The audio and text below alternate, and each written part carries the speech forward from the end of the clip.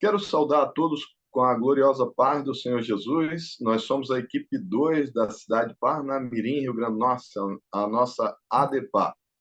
Então, aqui estou eu, o pastor Linaldo Renovato, para gravar mais uma lição da Escola Bíblica Dominical.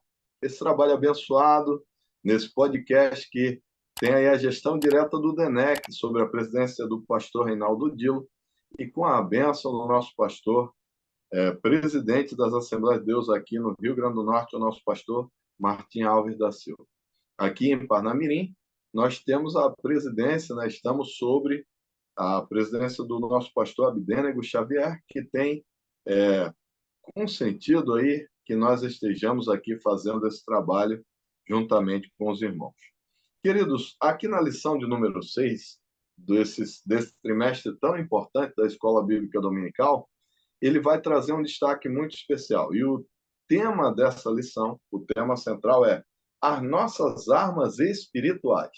É uma lição importantíssima, porque as armas espirituais, assim como está em Efésios capítulo 6, trazendo muito sobre isso, e vai ser bem importante para a lição, elas são essenciais porque não se vai a um combate desarmado. Quando a gente vai a um combate, a gente tem que estar com as armas corretas para aquilo que vamos combater. E aqui no nosso texto áureo, ele vai dizer assim: porque as armas da nossa milícia não são carnais, mas sim poderosas em Deus para a destruição das fortalezas, segundo Coríntios, capítulo 10, versículo 4. Verdade, Padre? Diante da batalha espiritual, temos poderosas armas espirituais à nossa disposição: a palavra de Deus, a oração e o jejum. Então, aqui ele deu um destaque especial a esses três aspectos essenciais na vida de qualquer cristão. Nesse momento, eu quero convidar o pastor Arnaldo Renovato a fazer as suas considerações iniciais nessa lição abençoada. Pois não. Graças a Deus por essa oportunidade de estudar na lição primeiro, né?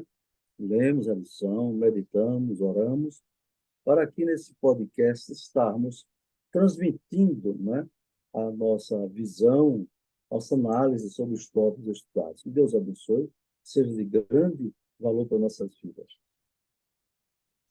Queridos, dando continuidade, a leitura bíblica em classe se encontra em Lucas capítulo 4, versículo de 1 a 4, e depois os versículos 16 a 20. Nós não leremos aqui para ganhar tempo, mas é claro que é essencial ler na sua escola bíblica em classe, mas também é preciso aplicar. Então, procure aplicar ao longo da sua lição. Os três objetivos da nossa lição: o primeiro é enfatizar o sentido das armas, que as armas espirituais, essas armas que o crente recebe nas Escrituras. Então, o primeiro é enfatizar o sentido que as armas do crente recebem nas Escrituras. A segunda coisa bem importante, o segundo objetivo dessa lição é esclarecer a respeito das três principais armas espirituais do crente, mas não são só essas. O comentarista, inclusive, vai direcionar o texto de Efésios, capítulo 6, bem interessante para ser lido em classe. E a terceira é mostrar que Jesus Cristo, como nosso maior modelo de quem usou as armas espirituais. Então, nós vamos ver, queridos, aqui na introdução da nossa lição, depois de termos visto aí os objetivos da lição, que a nossa lição anterior, que foi a lição de número 5, estudamos a respeito de três opositores que se mostram como obstáculos na nossa jornada: o diabo, a carne e o mundo. Então, ele faz uma ênfase para que os professores linkem com a lição passada e possam aí relembrar os seus alunos de conceitos essenciais. Uma boa prática pedagógica seria pedir para os alunos elencarem algumas das lições que foram aprendidas na lição anterior sobre esses três personagens apresentados: o diabo, a carne e o mundo.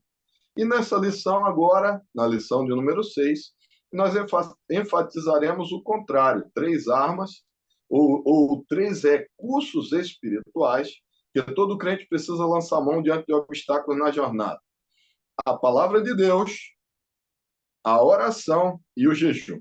E para isso eu destaco porque muitas pessoas têm perdido o hábito da leitura da palavra. Mas não só o hábito da leitura da palavra, mas o hábito de reter algo, de estudar realmente. Aqui na Igreja Assembleia de Deus do Parnamirim, não é novidade para os irmãos que o pastor Reinaldo passou 25 anos na presidência da ADEPA e sempre foi um incentivador da leitura anual da Bíblia. Isso aí é uma forma muito boa de nós pegarmos o hábito e termos um compromisso de ler a Bíblia. Às vezes, pelas muitas coisas do dia, a gente tem dificuldade, mas aí, dificuldade em ler. Mas aí uma coisa eu aprendi na igreja, justamente com o pastor, foi que um bom hábito de leitura, um bom hábito de qualquer prática, ele normalmente passa por colocar uma baliza de tentar fazer no mesmo horário. Então, isso é uma coisa boa para ensinar para o seu aluno. Quando você procura fazer, seja a oração, seja a leitura, ou seja, no caso do jejum também, estabelecer algumas metas e passar pelos mesmos horários normalmente, você vai sentir falta se não fizer. Então, eu, por exemplo, como tenho um horário muito curto de manhã cedo para sair ao trabalho, procuro fazer a leitura sempre à noite. Então, à noite aí não importa. Se eu for para o culto, quando chegar eu consigo ler, se eu não conseguir fazê-lo antes, mas não tem como não conseguir fazê-lo porque já é um horário que eu estou acostumado. Então, não há uma crítica quanto ao horário. É claro que nós aprendemos melhor cognitivamente as coisas que fazemos pela manhã, pelo menos a maioria das pessoas. Nem todos são assim, mas a maioria sim. E aqui, queridos, ele vai dar o destaque à oração e ao jejum. E ele fala que desde o início do nosso andar com Cristo, estamos diante de uma batalha espiritual. E é verdade, eu fico impressionado como tem gente que ele diz assim, não, batalha, não. Eu uma vez conversando com um pregador, ele dizia assim, não, quando eu prego, eu não passo por batalha espiritual, eu já digo para Deus se eu tiver que passar por isso. Ele diz isso aí, eu não conheço pessoas que vivam um ministério autêntico que não passe por batalhas espirituais, ou crente que tem um altar autêntico que não passe por batalhas espirituais. E aqui ele vai dizer que essas batalhas só terão fim no arrebatamento da igreja. Então, queridos, agora quero convidar o nosso pastor Reinaldo Renovato, ele vai falar sobre o nosso primeiro tópico, né, que fala sobre as armas do crente. E essa é uma lição maravilhosa. Muito bem. Vamos então comentar o primeiro tópico, as armas do crente, né? É interessante essas colocações, na verdade. O título é As Nossas Armas Espirituais. Às vezes eu, de uma maneira assim descontraída, digo, olha, o crente não pode andar desarmado. O crente, Jesus, tem que estar sempre armado. Em casa ou na igreja, tem que andar com armas. Mas eu faço questão de esclarecer, não se trata de usar armas humanas, revólver, pistola, nada disso. São armas de caráter espiritual, né? Então, no primeiro subtópico, diz aqui que podemos classificar as armas como instrumento de ataque e defesa, né? Nas Escrituras, aí ele fala aqui sobre os instrumentos de ataque no Antigo Testamento, irmão. Só para efeito de ilustração, né? Ele fala da espada, 1 Samuel, vara, Salmo 23, funda, que Davi usou, arco e flecha, lança, dardo, arma de ataque, né? E defesa, escudo, capacete, couraça, candeleiras, armas usadas pelos exércitos antigos, bem como pelo exército de Israel, na verdade. Porém, para nós cristãos, em termos espirituais, essas armas não servem de nada. As armas modernas hoje, elas são tão destrutivas que não dá para imaginar. Não dá para imaginar. Então, já sabemos, existem bombas atômicas, bombas de hidrogênio, bombas de laser, mísseis, tudo isso são armas modernas, na verdade. Hoje são muito usados os drones, né? Aqueles aparelhos que voam em controle remoto, que ninguém vai lá, vai dirigindo, vai pilotando, tem feito um estrago tremendo, né? Os exércitos inimigos. Mas as armas de que fala aqui a palavra de Deus são armas espirituais, porque o nosso combate é espiritual. O segundo tópico fala sobre as estratégias do inimigo. Você sabe explicar aos seus alunos o que quer dizer estratégias? É engraçado que a origem dessa palavra, a etimologia dela, é bem interessante. Vem da palavra grega estratego. Estratego quer dizer general. Então, quer dizer que estratégias eram definidas pelos generais, aqueles que nem sempre estavam na frente de combate. Definiam quais estratégias os exércitos deviam usar para derrotar o inimigo. Mas, traduzindo uma linguagem mais simples, estratégia tanto se usa em guerra, como se usa nas organizações, nas empresas. Na igreja também podemos usar estratégia. Estratégia, traduzindo em termos bem práticos, estratégias são meios que você usa para alcançar o objetivo. O diabo, por exemplo, tem suas estratégias, não é? O Novo Testamento revela o que ele é capaz de fazer para enganar as pessoas, quais são as suas estratégias.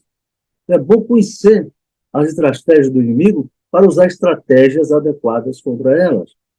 Ele coloca aqui, ó, ele é capaz de fazer para arrebatar a palavra do coração, né?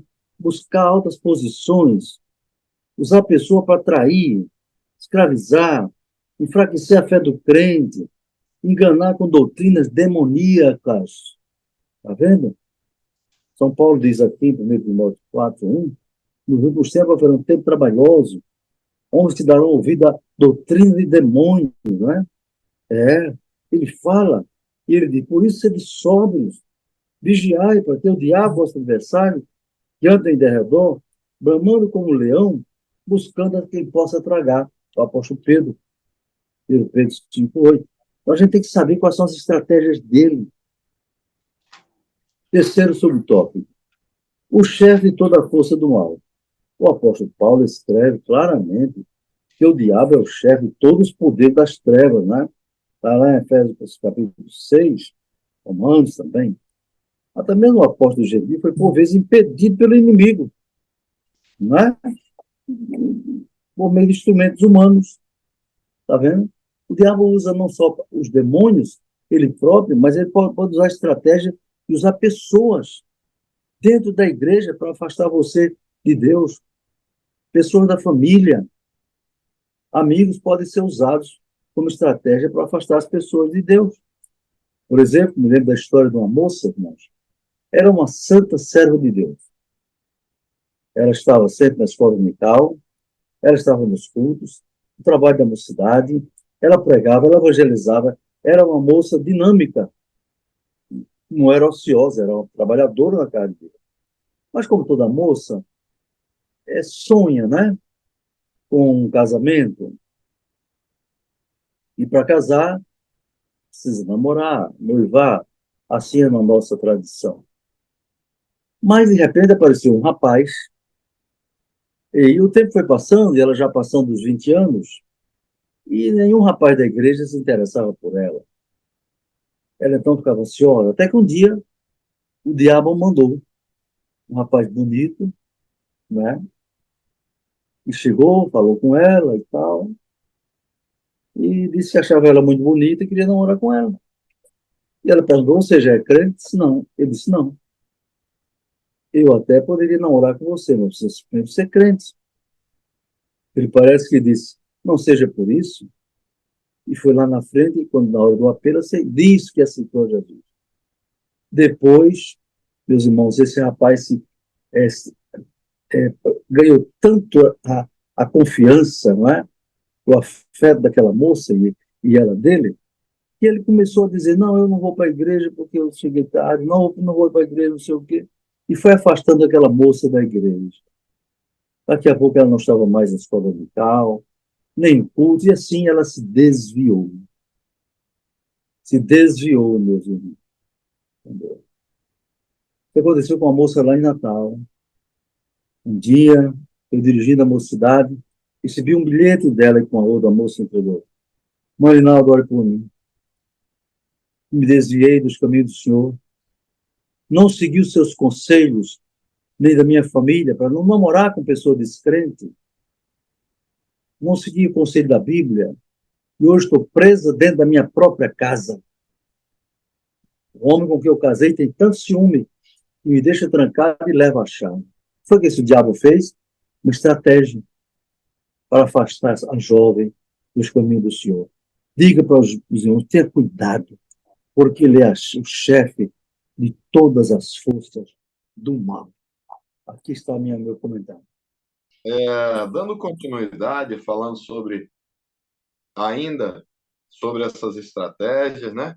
Mas também nós vemos que Deus nos dá ferramentas espirituais para nós agora fazermos frente a essas estratégias, como foi citado aqui do pastor Linaldo, do mal para tentar calar a voz de um adorador, né? Como foi citado esse testemunho, e nós vemos, infelizmente não foi feliz o final, porque talvez a moça não ouviu a voz do Senhor, que com certeza deve ter dado sinais claros, porque o Espírito Santo de Deus ele fala conosco, então passou por isso. Mas aqui no subtópico número 2, no tópico número 2, fala de 3 armas espirituais do cristão e que foram elencadas lá, já na verdade prática. Então ele vai falar da palavra de Deus, ele vai falar da oração e ele vai falar também do jejum.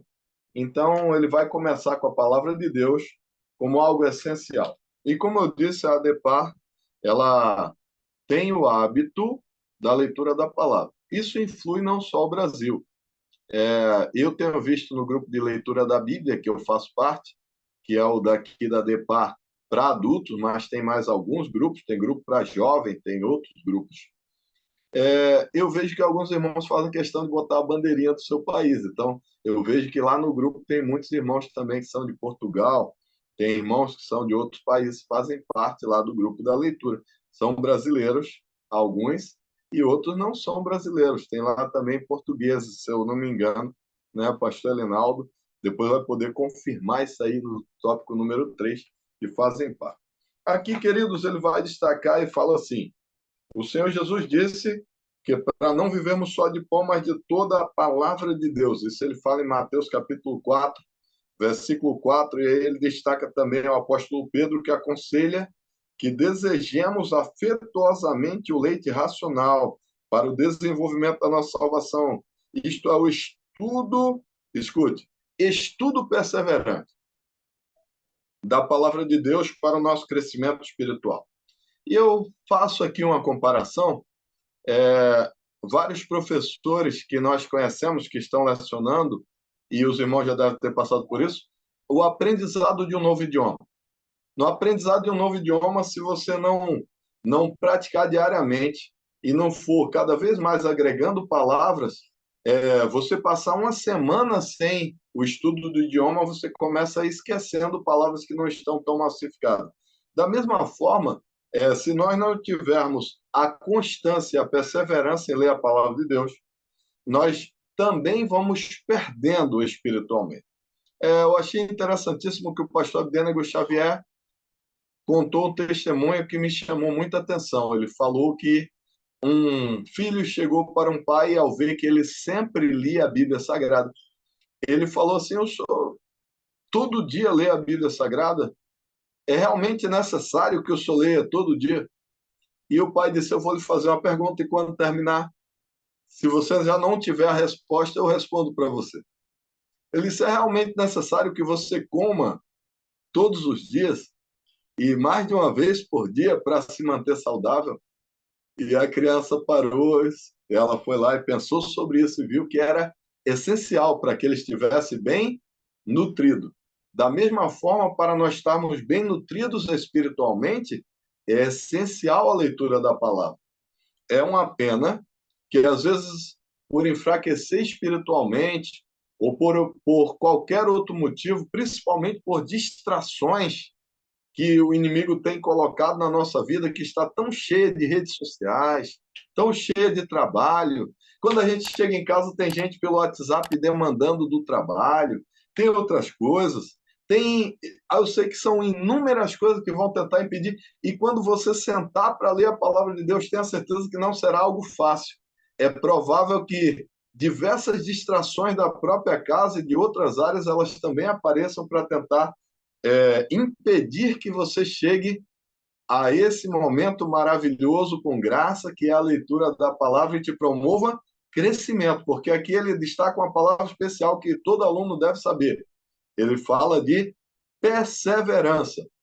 Não adianta, já pensou um atleta que corre num dia 100 quilômetros, mas ele passa meses sem correr, não vai funcionar de nada. Da mesma forma, se você não é alguém que faz isso de maneira cotidiana, você também não vai ter um crescimento saudável. Mas você diz, mas um dia só eu li 18 capítulos, mas depois não leu mais nada e aí esse crescimento não será sadio. Ele fala que uma vez nutrido e solidificado com a palavra, então isso são duas palavras que o professor deve colocar em destaque nos seus slides, a solidificação, a nutrição. Aí ele diz depois, firmados em Deus, para resistir às influências malignas, às armadilhas de Satanás.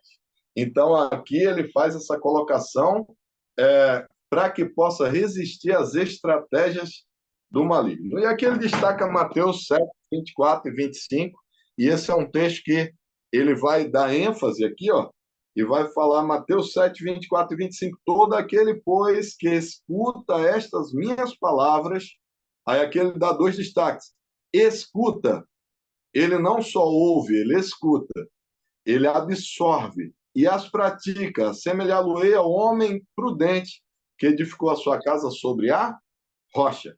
E aí ele diz, desce a chuva, correm os rios, assopram os ventos, e combateram contra aquela casa e não caiu. Aí ele diz, por quê? Não caiu porque estava edificada sobre a rocha. Então, queridos, aqui no subtópico número 2, ele vai falar da importância da oração. Eu achei interessante, queridos, que um pregador carioca esteve no Rio Grande do Sul pregando quando eu estava morando no Rio Grande do Sul, e ele falou de crente de púlpito e crente de altar. E foi um conceito que me chamou a atenção, que ele apresentava lá. Ele dizia assim, às vezes no púlpito aparece um político ou qualquer outra pessoa, graças a Deus, hoje muitas igrejas saudáveis não têm hábito de botar político em púlpito, mas até alguém assim, alguém com eloquência, alguém com domínio de oratória, chegava lá e ele conseguia emocionar pessoas.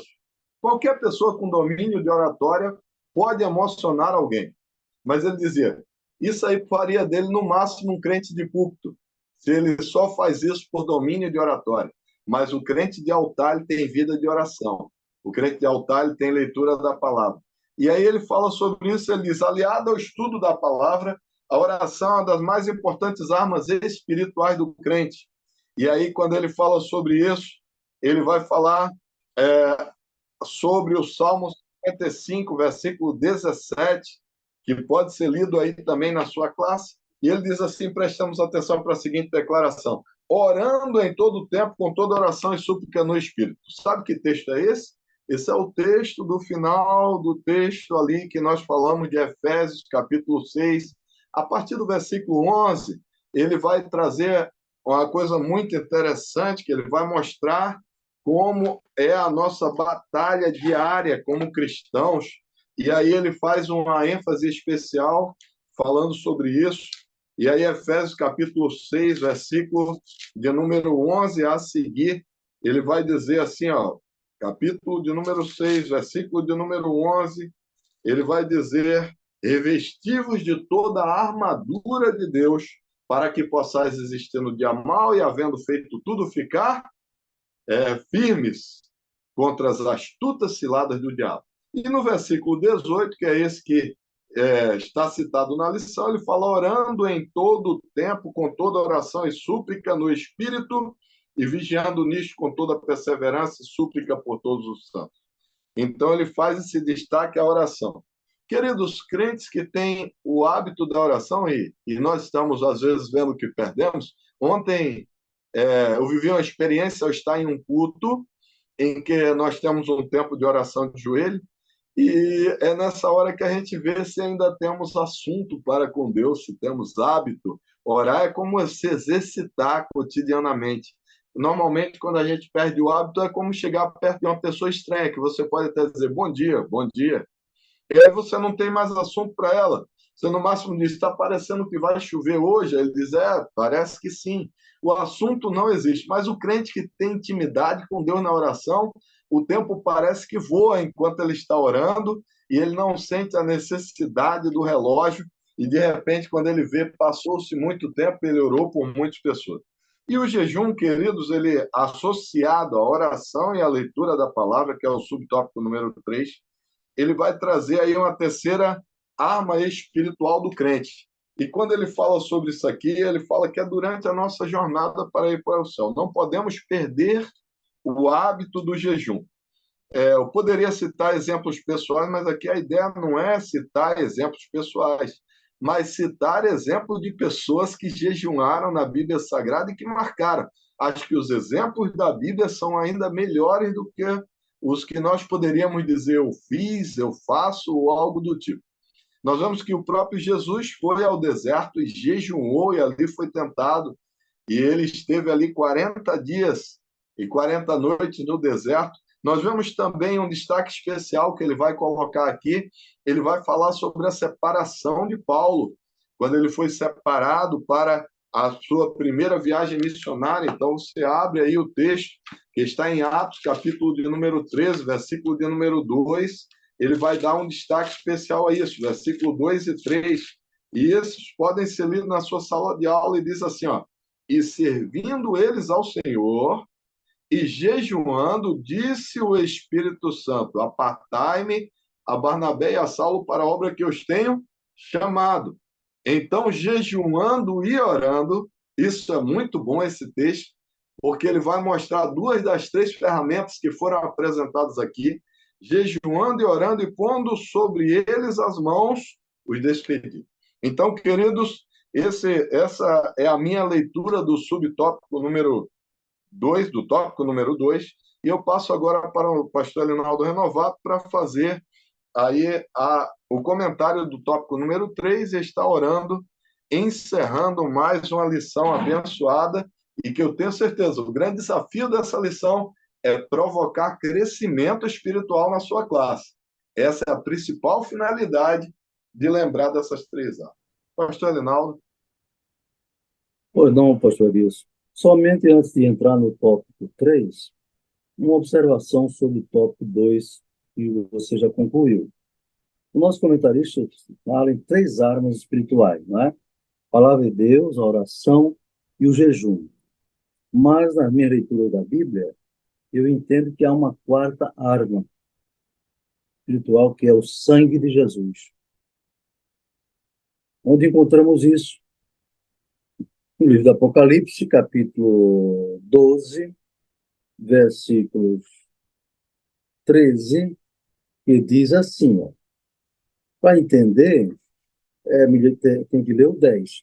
E ouvi uma grande voz do céu que dizia: agora chegada está a salvação, e a força e o rei do nosso Deus, e o poder do seu Cristo, porque já o acusador de nossos irmãos é derribado, o qual diante do nosso Deus os acusava de dia e de noite. O 11. E eles, os salvos, eles o venceram pelo sangue do Cordeiro. Isso é importante, né? E pela palavra do seu testemunho, e não amaram as suas vidas até a morte. Sobre a palavra já foi falado, mas eu acho que caberia incluir nesse arsenal o sangue de Jesus.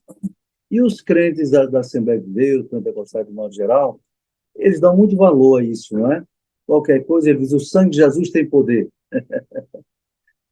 que é o efeito do sacrifício de Cristo, o poder emanado da cruz. Entrando então agora no tópico 3, Jesus Cristo, nosso maior modelo, não é, irmãos? Então, o subtópico diz: vencendo o diabo com a palavra. Há dois episódios importantes que relatam o destaque especial que o Senhor Jesus deu à palavra, em Lucas 4. O primeiro enfatiza que o Senhor Jesus venceu o tentador com a palavra de Deus, né? De fato, lá no monte da tentação, o diabo chegou para Jesus e disse o quê? Se tu és o filho de Deus, transforma estas pedras em pão, não foi? Foi o primeiro ataque. Transforma essas pedras em pão. Foi o que Jesus disse? Está escrito. Ele usou a palavra. Nem só de pão viverá o homem, mas de toda palavra que sai da boca de Deus. Então, o primeiro ataque Jesus venceu com a palavra. Por isso a importância do professor dizer para o aluno, leia a palavra. Leia a palavra todo dia. Procure guardar a palavra no coração, porque ela é uma arma para você usar e poder dizer, está escrito. Como é que você pode dizer está escrito se você não conhece a palavra? O segundo ataque que o diabo lançou sobre Jesus, de cima de um pináculo do templo, foi: se tu és o filho de Deus, lance daqui abaixo. E ele é tão sagaz que citou a palavra, dizendo: porque está escrito, aos seus anjos dará ordem a teu respeito, tomar-te-ão nas mãos para que nunca tropece com teu pé em pedra. Ele citou o Salmo 91, versículo 10. Terrível, não é? Mas Jesus respondeu: também está escrito, não tentarás o Senhor teu Deus. Está vendo? Usou a espada do Espírito aí. E aí o diabo mais uma vez tentou Jesus, conduzindo a um alto monte, mostrou todos os reinos do mundo e disse, terceira tentação, se tudo isso te darei, se prostrado me adorares. Ele é um mentiroso, que a terra não é dele. Salmo 24, versículo 1 diz, do Senhor é a terra e a sua plenitude, o mundo e todos que nele habitam. Então, quando o diabo disse para Jesus adorar para receber todos os reinos, Jesus usou a palavra, né?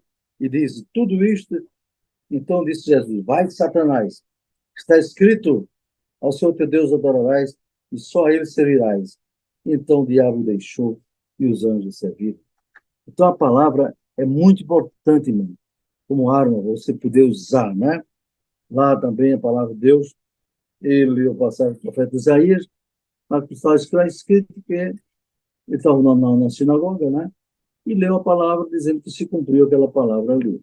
É uma poderosa palavra e eficaz. A palavra de Deus, em Efésios capítulo 6, versículo 17, diz que ela é espada do Espírito. Segundo o tópico, vivendo em oração. Não é?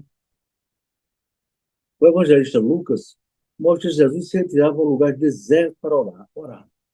Orava no Getsemane, orava pelos apóstolos, orava pela igreja, orava pelos seus algozes, orava pelo Simão, orava pelo que se encontrava junto ao túmulo de Lázaro.